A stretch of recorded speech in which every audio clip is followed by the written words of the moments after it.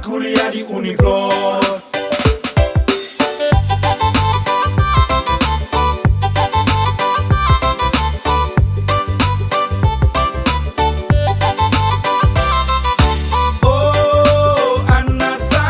Selamat pagi anak-anak. Pagi Ibu. Kita ketemu kembali lagi hari ini ya. Sebelum kita memulai pelajaran kita, Ibu meminta salah satu dari kalian untuk memimpin doa. Oke, baik anak-anak, terima kasih. Pagi ini kita akan belajar tentang IPA. Tema kita hari ini adalah udara bersih bagi kesehatan. Subtemanya adalah cara tubuh mengolah udara bersih. Nah anak-anak, sebelum itu Ibu mau tanya, apakah hari ini kalian hadir semua atau ada yang tidak masuk?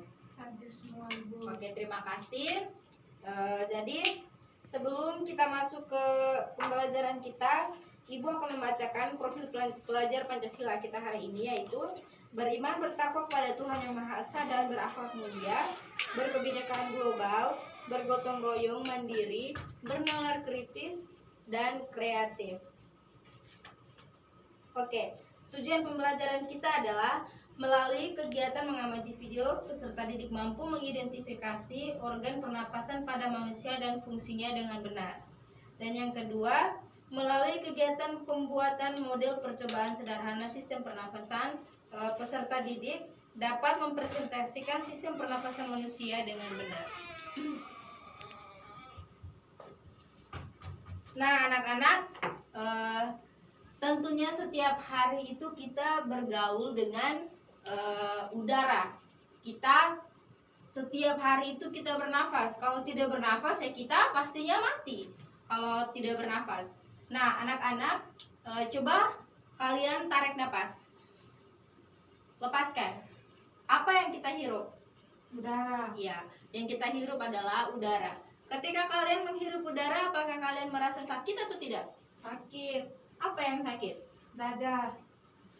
Kalau misalnya kalian ketika menghirup udara dan kalian merasa sakit, berarti pasti kalian ada mengalami penyakit lain, dan itu harus dikonsultasi ke dokter ya anak-anak. Jadi ketika kita menghirup udara itu sebenarnya kita tidak merasa sakit, kita tidak merasa sesak napas, ataupun misalnya kita merasa dada kita sakit atau apa, itu sebenarnya tidak. Kita menghirup udara itu kita menghirupnya menggunakan apa? Hidung kan? Kita menghirup udara menggunakan hidung. Nah, ketika udara masuk ke dalam hidung, udara ini disaring oleh pembuluh-pembuluh hidung kita ini nih. Pembuluh hidung kita atau alveolus. Nah, alveolus itu adalah pembuluh hidung kita atau bulu-bulu yang ada di dalam hidung ini. Kegunaannya adalah untuk manfaat dari alveolus ini adalah untuk menyaring kotoran yang masuk ke dalam tubuh kita, atau menyaring udara yang tidak sehat, yang tidak baik untuk masuk ke dalam tubuh kita, itu disaring oleh alveolus. Nah, oke anak-anak,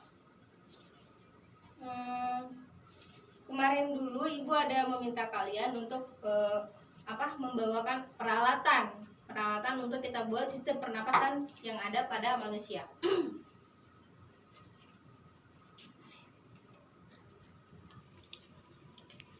Nah, oke anak-anak, kalian lihat di sini. Kemarin kan Ibu suruh kalian membawa peralatan. Nah, ini seperti ini. Ada botol, ada cutter, pisau cutter, lakban, lilin, petek, sama sedotan.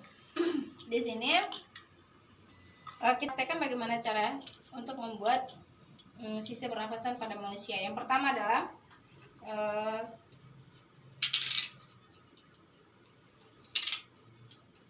sedotan ini kita bagi menjadi dua. Kita bagi menjadi dua bagian.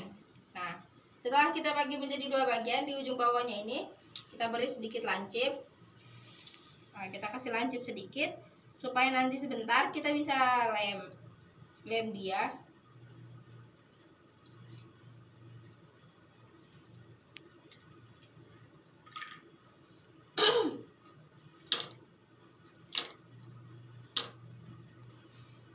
Nah, oke anak-anak, perhatikan di sini. Jadi setelah kita sedotannya dibagi menjadi dua kan, nah sekarang kita sudah lem kan bagian ininya, bagian penghubung antara sedotan yang satu ini sama dua sedotan yang di sebelah bawah ini. Terus balonnya ini kita ikat menggunakan tali ataukah karet gelang. Di sini kita menggunakan karet gelang, dan di sini kita menggunakan lem lilin untuk lem sedotan ini. Nah, anak-anak perhatikan di sini. Setelah itu sedotan ini kita masukkan melalui bagian bawah botol seperti begini.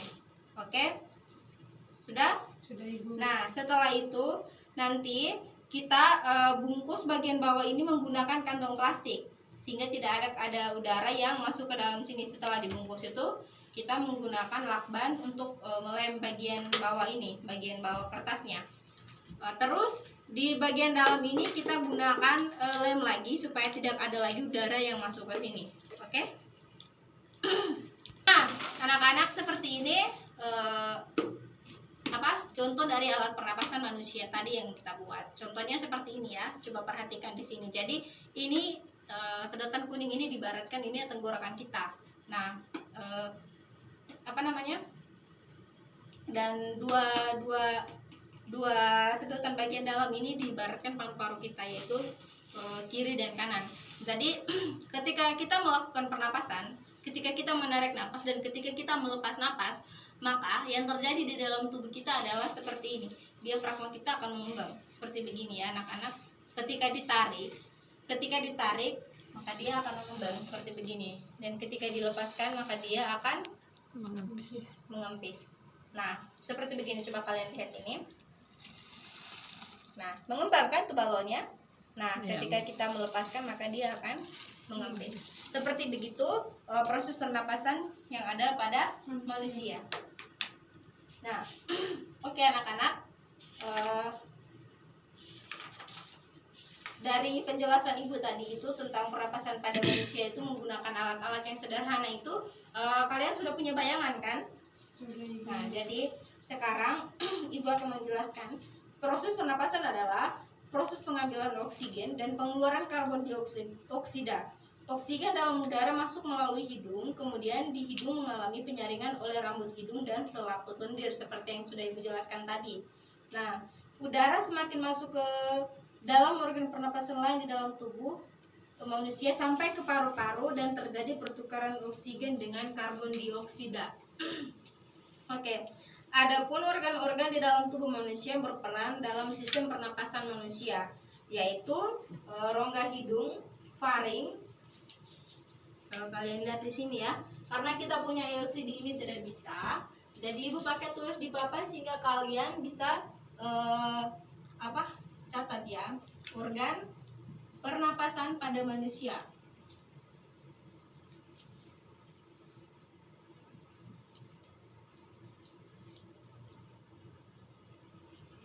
Nah, kalian lihat di sini organ pernapasan pada manusia, yaitu yang pertama adalah rongga hidung. Yang kedua faring. Yang ketiga laring. Yang keempat trakea. Yang kelima bronkus. Yang keenam adalah bronchiolus. Dan yang ketujuh adalah alveolus. Nah, perhatikan di depan. Itu adalah organ-organ pernapasan yang ada pada manusia. Nah, fungsi dari organ pernapasan ini adalah yang pertama kita lihat hidung. Fungsi hidung itu untuk apa? Fungsi hidung itu untuk menghirup udara kan? Nah, dan yang fungsi yang kedua adalah faring. Fungsi dari faring ini adalah bertugas untuk menyalurkan udara dari hidung maupun mulut untuk menuju ke trakea. Nah, di sini trakea mempunyai fungsi yaitu menghubungkan laring dan bronkus. Nah, setelah itu bronkus itu menjadi penghubung tenggorokan atau trakea dengan paru-paru. Fungsinya itu mengadarkan udara ke paru-paru. Jadi fungsi dari bronkus adalah menyalurkan udara ke paru-paru. Oke. Jadi bronkiolus ini untuk mengalirkan udara dari bronkus ke alveolus. Bronkus merupakan salah satu bagian dari sistem pernapasan bawah dengan ukuran cukup kecil sekitar 0,3 hingga 1 mm. Sangat kecil kan itu? Iya. Nah, kemudian alveolus merupakan bagian dari sistem pernapasan manusia yang fungsinya sangat penting untuk tempat pertukaran oksigen dan karbon dioksida. Oke anak-anak, sampai di sini bisa paham? Bisa Ibu. Oke, baik. Kalau seandainya kalian sudah paham dengan apa yang Ibu jelaskan, sekarang Ibu akan memberikan tugas kepada kalian dan tugas itu akan dikumpulkan ke minggu depan ya. Baik, Ibu rasa pertemuan kita hari ini cukup sampai di sini. Nanti kita akan lanjutkan ke minggu depan lagi. Oke, saudara Ibu minta salah satu untuk memimpin doa. Baik, selamat siang untuk kita semua. Siang Ibu.